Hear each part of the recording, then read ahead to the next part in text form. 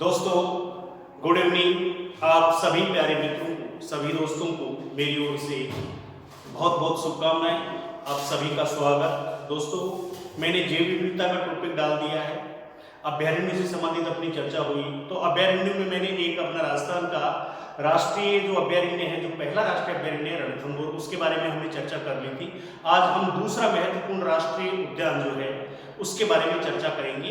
और आज का अपना जो टॉपिक रहेगा इस क्लास में वो रहेगा घना पक्षी विहार केवलादेव अभ्यारण्य। केवलादेव घना पक्षी विहार अभ्यारण्य भरतपुर। दोस्तों, ध्यान देना आपने, केवलादेव घना पक्षी विहार अभ्यारण्य। अभ्यारण्य बोलो किसको अपन राष्ट्रीय उद्यान कहेंगे। केवलादेव घना पक्षी विहार राष्ट्रीय उद्यान। ये अपना टॉपिक है। तो दोस्तों, ये टॉपिक भी अपने आप में विशेष है। अब इसके बारे में थोड़ी सी अपन चर्चा करते हैं। अब ध्यान देना आपको, देखो, केवलादेव घना पक्षी विहार राष्ट्रीय उद्यान, ये राजस्थान का दूसरा राष्ट्रीय उद्यान है। दूसरा राष्ट्रीय उद्यान, पहला तो अपना रणथंभौर है और दूसरा राष्ट्रीय उद्यान केवलादेव घना पक्षी विहार अब ये उद्यान है। अब इसमें देखेंगे सबसे पहले कि केवलादेव घना पक्षी विहार जो है, इसको पहले भरतपुर पक्षी विहार के नाम से जाना जाता है। पक्षी विहार, प्रारंभिक नाम इसका क्या था? भरतपुर पक्षी विहार। और ये कहां है? भरतपुर। इसके बाद में इसको संरक्षित कब किया गया? भरतपुर पक्षी विहार को संरक्षित अभ्यारण्य का दर्जा, संरक्षित अभ्यारण्य का जो दर्जा है वो 1971 में दिया गया था उसको। 1971 में इसको दर्जा मिला। उसके बाद में इसको केवलादेव घना पक्षी विहार को जो राष्ट्रीय उद्यान का जो दर्जा दिया गया था वो दिया गया था 1981-82 की अवधि में। राष्ट्रीय उद्यान कब घोषित किया गया? 1981-82 की अवधि में। पांचवा इंपोर्टेंट अपना जो बिंदु आता है वो आता है कि इसको 1985 में यूनेस्को ने विश्व प्राकृतिक विरासत सूची में सम्मिलित कर दिया था। अब ये ध्यान रखना, 1985 में यूनेस्को ने इस राष्ट्रीय उद्यान को विश्व प्राकृतिक विरासत सूची में सम्मिलित कर लिया। उसके बाद में नेक्स्ट नंबर 6 पे हम देखेंगे कि ये जो उद्यान है इसमें शिव जी का मंदिर है। किसका मंदिर है? केवलादेव महादेव का मंदिर है। और इसके नजदीक सघन वन है। इसीलिए इसको नाम मिला है केवलादेव महादेव। इसलिए इसको नाम मिला है केवलादेव घना पक्षी अभ्यारण्य। सघन वन होने की वजह से घना नाम मिला है। और केवलादेव का यहाँ पे महादेव शिव जी का मंदिर था। ये शिव जी को समर्पित मंदिर है। और इसी अभ्यारण्य के चारों ओर अभ्यारण्य या उद्यान फैला हुआ है दोस्तों। इसके बाद में इस अभ्यारण्य में या राष्ट्रीय उद्यान में 2 नदियां प्रवाहित होती हैं। 2 नदियां, एक तो बाणगंगा, जिसको अर्जुन की गंगा के नाम से भी जाना जाता है, बाणगंगा और गंभीर, ये 2 नदियां प्रवाहित होती हैं। तो इन दोनों नदियों के तट के ऊपर अजान बांध, कौन सा बांध? अजान बांध बनवाया गया था। किसके द्वारा बनवाया गया था? भरतपुर के राजा थे सूरजमल। भरतपुर के राजा कौन थे? सूरजमल। जिनको जाटों का अफलातून कहा जाता है। अफलातून, जाटों का अफलातून के नाम से इसको जाना जाता है। और ये बहुत जबरदस्त है, जाटों के एक लीडर रहे हैं जिनका इतिहास राजस्थान में स्वर्णिम अक्षरों में लिखा जा चुका है। इन्होंने ही लोहा दुर्ग के जो बनाया था वो इन्हीं के निर्देशन में बना था, जो अभेद है, जिसको कोई जीत नहीं पाया था। उसके बाद में इनको जाटों का प्लेटो भी कहा जाता है। जाटों का प्लेटो और अफलातून इनके नाम से जाना ये जाता है। अब ये अजानबान जो है इसी से जलापूर्ति होती है, इसमें जलापूर्ति अजानबान के द्वारा ही होती है दोस्तों। उसके बाद में ये केवला देव जो घाना पक्षी अभ्यारण्य जो है, ये राष्ट्रीय उद्यान है, ये पक्षियों के लिए स्वर्ग स्थली है। पक्षियों के लिए स्वर्ग स्थली है। पक्षियों का जो स्वर्ग है, कौन से अभ्यारण्य को या राष्ट्रीय उद्यान को कहा जाता है? केवला देव को कहा जाता है। उसके बाद में नेक्स्ट हम देखते हैं विश्व की सबसे बड़ी प्रजनन स्थली। प्रजनन स्थली, विश्व की सबसे बड़ी प्रजनन स्थली भी कौन से अभ्यारण्य को कहा जाता है? केवला देव को कहा जाता है। उसके बाद में हम नेक्स्ट प्रश्न देखेंगे इसमें कि केवला देव जो अभ्यारण्य या राष्ट्रीय उद्यान है, ये साइबेरियन क्रेन के लिए प्रसिद्ध है। साइबेरियन क्रेन, ये साइबेरियन सारस के लिए प्रसिद्ध माना जाता है। और ये जो विदेशी प्रजाति के जो पक्षी हैं, ये शीत ऋतु में, कौन सी ऋतु में? शीत ऋतु में इस राष्ट्रीय उद्यान की शोभा बढ़ाते हैं। और ये एक महत्वपूर्ण पर्यटन की दृष्टि से महत्वपूर्ण क्षेत्र है। साथ ही दोस्तों ये भी याद रखना आपको कि यह जो राष्ट्रीय उद्यान है, ये स्वर्णिम त्रिकोण, गोल्डन ट्रायंगल, स्वर्णिम त्रिकोण, परिपथ,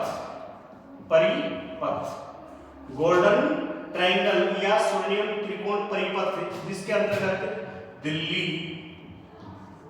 आगरा और जयपुर, इस परिपथ के ऊपर ये अभ्यारण्य स्थित है। कहने का मतलब NH 11 के ऊपर ये स्थित है, जो पर्यटन की दृष्टि से महत्वपूर्ण क्षेत्र माना जाता है। इसके बाद दोस्तों आपने देखो क्लियर थी, यहाँ पे आ देखिए केवला देव घाना पक्षी विहार राष्ट्रीय उद्यान, ये राजस्थान का दूसरा राष्ट्रीय उद्यान है। इसको पहले प्रारंभिक समय में इसको भरतपुर पक्षी विहार के नाम से जाना गया। इसको अभ्यारण्य का जो संरक्षित अभ्यारण्य का जो दर्जा दिया गया 1973 में दिया गया। इसको राष्ट्रीय उद्यान का दर्जा 81 में दिया गया। इस यूनेस्को ने 1985 में इसको विश्व प्राकृतिक विरासत सूची में सम्मिलित किया गया। केवला देव महादेव का शिव जी का मंदिर है और इसके चारों ओर सघन वन है, इसीलिए इसका नाम पड़ गया है केवला देव घाना पक्षी विहार। इसके बाद में हमने देखा कि इस राष्ट्रीय उद्यान में 2 नदियां बहती हैं, बाणगंगा और गंभीर। बाणगंगा को अर्जुन की गंगा कहा जाता है और इन दोनों नदियों के तट पे कौन सा बांध है? अजान बांध। अजान बांध का निर्माण किसने करवाया? सूरजमल ने। और सूरजमल जाटों के प्लेटो और अफलातून के नाम से इनको जाना जाता है। अजान बांध से ही जीवों को जल की आपूर्ति इस बांध के द्वारा होती है। इस राष्ट्रीय उद्यान को विश्व की स्वर्ग स्थली और विश्व की प्रजनन स्थली के नाम से जाना जाता है। यह अभ्यारण्य साइबेरियन क्रेन, साइबेरियन रूस से जो विदेशी प्रजाति के जो पक्षी आता है उसका नाम है साइबेरियन क्रेन, जिसको सारस के नाम से जाना जाता है। ये पक्षी शीत ऋतु में आता है। और ये जो अभ्यारण्य या राष्ट्रीय उद्यान है, ये गोल्डन ट्रायंगल स्वर्णिम त्रिकोण परिपथ जो है दिल्ली, आगरा, जयपुर अर्थात NH 11 के ऊपर स्थित है, जो पर्यटन की दृष्टि से महत्वपूर्ण माना जाता है। मित्रों इसका स्क्रीनशॉट ले लीजिए आप, क्योंकि पूरा टॉपिक, कहीं कोई अधूरा टॉपिक छोड़ा नहीं जा रहा। YouTube में आपने देखा होगा, YouTube पे आधा अधूरा मैटर दिया जाता है, हम आपको पूरा मैटर प्रोवाइड करवा रहे हैं, बशर्ते कि आप उसको अच्छे तरीके से दिल से लीजिए, हल्के में नहीं, पूरे टॉपिक को पूरे उसमें टॉपिक में जान डाल देते हैं हम। मृत को जीवित करने का हमारा काम है। शिक्षक वही होता है जो कंप्रोमाइज नहीं करता, और हम टॉपिक को बिल्कुल अच्छे, बिल्कुल सहज रूप में आपके सामने प्रेषित करते हैं। तो मित्रों आगे बढ़ते हैं, ये चीज आपको क्लियर हो गई होगी। अब अपन देखते हैं इससे के बारे में और जो चीजें बची हुई हैं उनके ऊपर अपन ध्यान देते हैं। अब दोस्तों ध्यान देना, अपने राजस्थान की पहली वन्य जीव प्रयोगशाला भी इसी अभयारण्य में है। राजस्थान की पहली वन्य जीव प्रयोगशाला। अब जैसे एग्जाम में क्वेश्चन आ गया आपके कि राजस्थान की पहली वन्य जीव प्रयोगशाला कौन से अभयारण्य में स्थित है, तो आपको तुरंत करना है केवलादेव घाना पक्ष विहार। दोस्तों दूसरा प्रश्न, राजस्थान का दूसरा सर्प उद्यान केवलादेव में ही स्थापित किया गया है। अब यहां पे पूछा जा सकता है कि पहला सर्प उद्यान कहां है, तो याद रखना कोटा में। राजस्थान का पहला सर्प उद्यान कोटा में है और दूसरा सर्प उद्यान कहां स्थापित किया गया, केवलादेव में स्थापित किया गया था मित्रों। उसके बाद में राजस्थान में पाइथन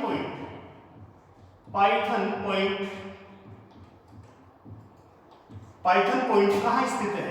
पाइथन का मतलब दोस्तों अजगर होता है। पाइथन का मतलब क्या होता है, अजगर। तो वहां पे पॉइंट बना हुआ है, तो उस पॉइंट के समीप ये पाइथन अर्थात अजगर जो है वो देखे जा सकते हैं। उसके बाद में चौथी बात, इसमें एक बात और जोड़ देता हूं, इस अभयारण्य में एक तो कदम के वृक्ष पाए जाते हैं। जैसे एग्जाम में कि कदम के वृक्ष राजस्थान में सबसे ज्यादा कहां पाए जाते हैं, कौन से अभयारण्य में पाए जाते हैं, और एक यहाँ पे बबूल के वृक्ष भी पाए जाते हैं। एक दोस्तों यहाँ पर एक घास पाई जाती है कुट्टू।